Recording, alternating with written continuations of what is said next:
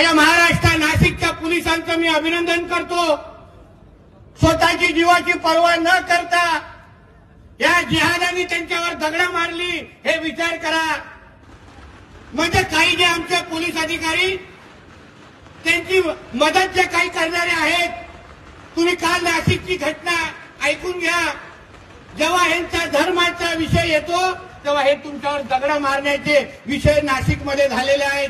कित्येक आमचे पोलीस अधिकारी नाशिकच्या रुग्णालयामध्ये उपचार घेत आहेत।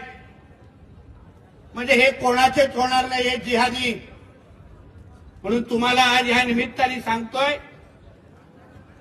आमच्या मोंदर्गीच्या सर्व माझ्या हिंदू समाजाला मला विश्वास द्यायचे, ताकद द्यायची, हिंमत द्यायची की तुम्ही कोणाची घाबरायची गरज नाही।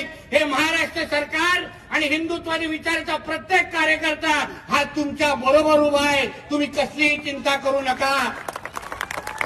असतील तर 35-40% पोचले असतील, त्यांना कसं 10% आणायचं आहे ना, तो पहिला कार्यक्रम ठरवा। आम्ही बसतो आहे इथे, किती काही येऊन दे, त्यांची काही हिंमत दाखवून दे, आम्हालाही बघायचंय या हिंदुत्वादी विचाराच्या सरकारच्या समोर त्याला काय हिंमत दाखवतात हे आम्हालाही आजमावायचं आहे। मग आम्हालाही बघायचं त्यांना कोण मदत करायला पुढे जात आहे। आणि म्हणून मोंदर्गीच्या माझ्या सगळ्या हिंदू समाजाला मी जाता जाता विश्वास देतोय की हिंदू म्हणून तुम्ही हिमतीने इथे राहा, अभिमानाने सांगा जगा, आणि पाहिजे तिथे भगवा फडकवा, तुम्हाला काही होणार नाही याची जबाबदारी इथे सांगायची आहे।